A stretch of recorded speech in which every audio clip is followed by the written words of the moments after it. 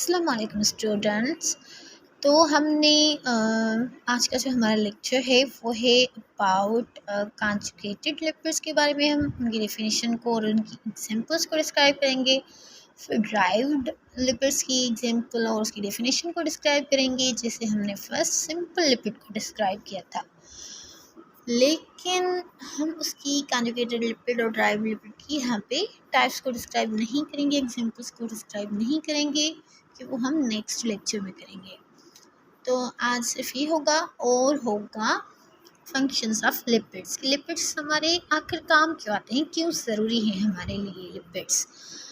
तो conjugated lipids क्या है? When simple lipid is attached with prosthetic group, they are known as conjugated or compound lipid. conjugated lipid को compound lipid भी कहा जाता है।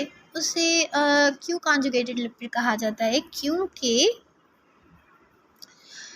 जब सिंपल लिपिड है वो अटैच हो जाता है किसी प्रोस्थेटिक ग्रुप यानी किसी इनऑर्गेनिक ग्रुप, जैसे फास्फोरिक एसिड के साथ अगर लिपिड अटैच हुआ तो फॉस्फोलिपिड बन जाता है।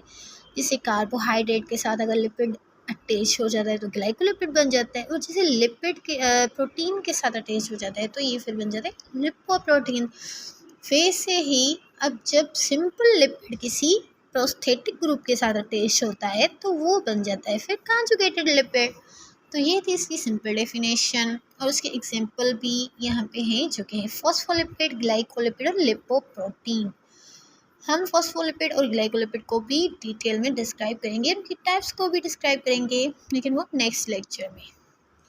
और फिर आ जाते हैं आपके पास derived lipid. Those lipids which are formed from the hydrolysis of simple or compound lipids, they are known as derived lipids. वो लिपिड्स जो कैसे बनते हैं? जब हाइड्रोलाइसिस होती है, या तो हम सिंपल लिपिड की हाइड्रोलाइसिस करें या तो फिर हम कॉन्जुगेटेड या कंपाउंड लिपिड की हम हाइड्रोलाइसिस करते हैं, तब जाके ये हमें ड्राइव्ड लिपिड्स मिलते हैं। और उसकी एग्जांपल में क्या आ जाता है? फैटी एसिड और कोलेस्ट्रॉल। तो ये थी इनकी डेफिनेशन और अब यहाँ पे हम इनकी फंक्शन पढ़ेंगे कि लिपिड्स के क्या फंक्शन है। तो ये जो लिपिड के फंक्शन हैं, लिपिड हमारे लिए क्यों इम्पोर्टेंट है, यहाँ पे हम वो डिस्क्राइब कर रहे हैं। तो फंक्शन ऑफ लिपिड में फर्स्ट ऑफ ऑल आ जाता है they are major storage form of energy. सबसे पहला इसका जो फंक्शन है वो ये है कि ये एक major storage form of energy है। और क्या है कि ये 1 ग्राम जब हाइड्रोलाइसिस होता है तो 1 ग्राम फैट का ये लिपिड का प्रोवाइड करते हैं 9.1 किलो कैलोरीज ऑफ एनर्जी।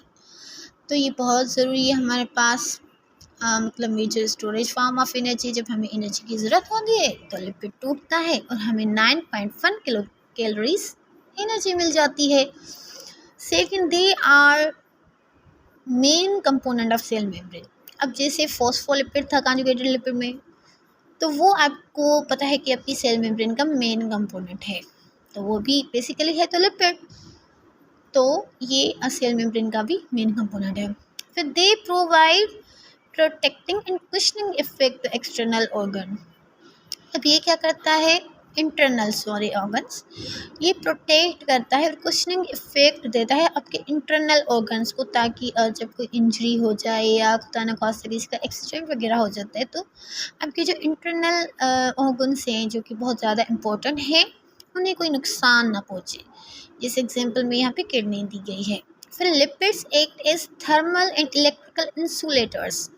फिर ये इंसुलेटर के तौर पे भी काम करते हैं, मतलब जो आपकी स्किन में है तो ये आपको सर्दी नहीं लगने देते, तो हीट इनसे ट्रेवल नहीं कर सकती, एनर्जी इनसे ट्रेवल नहीं कर सकती, तो ये इंसुलेटर के तौर पे भी काम करते हैं। फिर whereas lipids are the main precursors of cholesterol and it is very important for the synthesis of vitamin D, bile salts and hormones. Lipids क्या है? मेन प्रिकर्स हैं, मतलब पेरेंट कंपाउंड है कोलेस्ट्रॉल की, जो कि बहुत ज़्यादा इम्पोर्टेंट है सिंथेसिस ऑफ विटामिन डी और बाइल साल्ट्स और हार्मोन्स के लिए। फिर lipids are precursors of fat soluble vitamins. Lipid जो है वो प्रिकर्सर है फैट सोलेबल विटामिन्स का भी, जो आपके पास है A, D, E और K। फिर क्या है कि रेस्ट लेवल, अगर लिपिड ज़्यादा हो जाए किसी इंसान में, किसी कोलेस्ट्रॉल ज़्यादा हो जाता है तो उन्हें फिर डिजीज़ होना शुरू हो जाती हैं। तो कौन कौन सी डिजीज़ हैं? ओबेसिटी है, मायोकार्डियल इन्फेक्शन है, एर्थ्रोस्क्लेरोसिस है, स्ट्रोक्स है।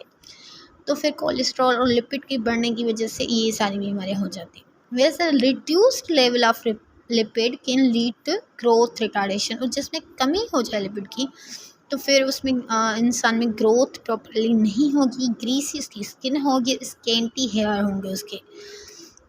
तो लिपिड जो है वो इसलिए इम्पोर्टेंट है कि उसकी लेवल्स जो है वो बरकरार रहनी चाहिए, ज़्यादा या कम नहीं होनी चाहिए। दोनों सूरतों में हमारा नुकसान है। तो दिस फर्स्ट टुडेज लेक्चर जो हमने आज डिस्क्राइब किया, एक्सप्लेन किया आपके साथ। अगले लेक्चर में हम लिपिड के कॉन्जुगेटेड लिपिड के एग्जांपल्स को डिस्क्राइब करेंगे, फॉस्फोलिपिड और ग्लाइकोलिपिड को। सो अल्लाह हाफिज़। अगर आपको ये वीडियो अच्छा लगा है तो please like my video, like my channel and subscribe my channel. अल्लाह हाफिज़।